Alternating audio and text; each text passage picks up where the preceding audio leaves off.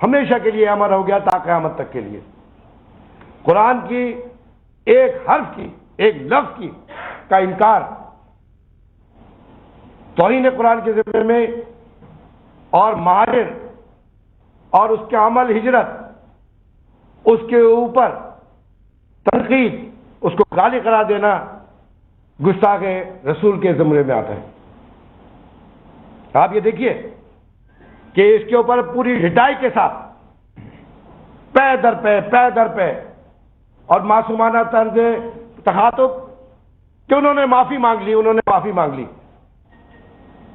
Senator Aitzaz Ahsan جو اپنے آپ کو بہت بڑا قانوندان خود خوش گمانیوں میں ہیں، وہ کہ انہوں نے ایک کمزور مقدمہ بے ربط انداز سے پرسوں پھر پریس کانفرنس کر کے کیا، اور اس میں یہ کہا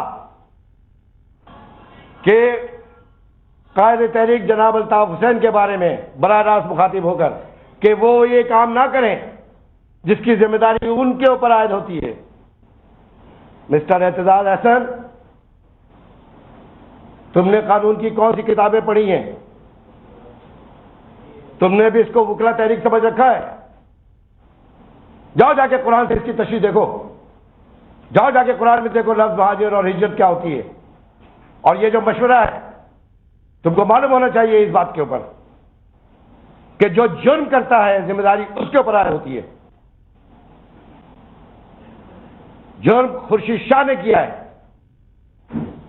ذمہ داری خورشید شاہ کے اوپر عائد ہوتی ہے اور اس کی حمایت کرنے والوں پر عائد ہوتی ہے، ایم کیو ایم پر اور قائد تحریک پہ نہیں عائد ہوتی ہے. ان کی عجیب منطق، عجیب دلیل، اور پھر انہوں نے پے در پے اعتزاز احسن نے اپنی مرکزی قیادت کے ساتھ بیٹھ کر پے در پے جملے کسے، اس کو سیاست اور مذہب میں گڑبڑ کر کے دلیل دینے کی کوشش کی. ارے اب دیکھو تو صحیح، یہ مذہبی معاملہ ہے، یہ سیاسی معاملہ نہیں ہے، یہ دینی معاملہ ہے، یہ سیاسی معاملہ نہیں ہے. اور ایم کیو ایم نے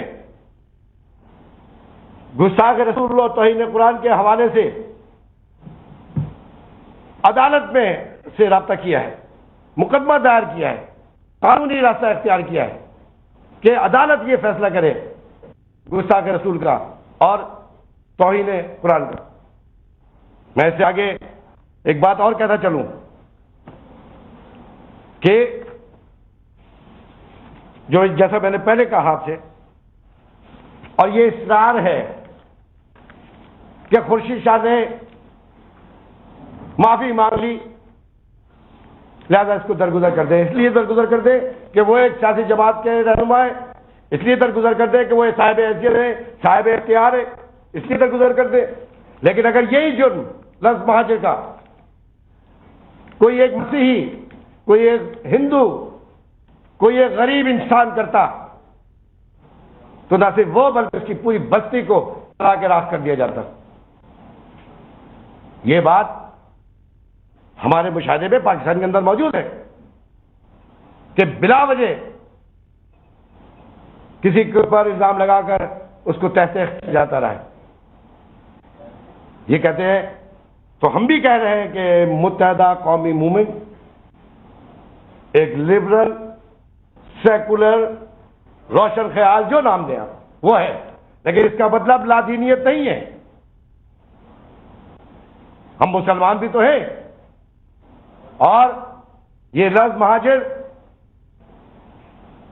اعتزاز احسن کو سمجھنا چاہیے کہ یو پی سی پی سے جو ہجرت کرنے والے ہمارے آبا و اجداد آئے تو مشرقی پنجاب سے بھی لاکھوں کی تعداد میں ہجرت ہو کے پنجاب میں آئے ہیں، ان سب کو یہ گالی دی گئی ہے. اور اس کے بعد آپ نے ڈیفینڈ کر کے اس گالی کو مزید اسٹمپ کرنے کی کوشش کی. اور آپ کا تقاضا یہ ہے کہ آپ اپنے خوش گمانی میں اتنے زیادہ بڑے ہو گئے، اتنے بڑے قانونان ہو گئے کہ آپ کی ان قانونی بودی جس میں دلیل ہی نہ ہو اس کو پورا پاکستان مان لے کے جی اعتزاز احسن نے کہا ہے. نعوذ باللہ آپ نے کوئی حدیث بیان نہیں کی ہے. آئے آپ عدالت کے اندر، آئے مقدمہ لڑنے کے لیے.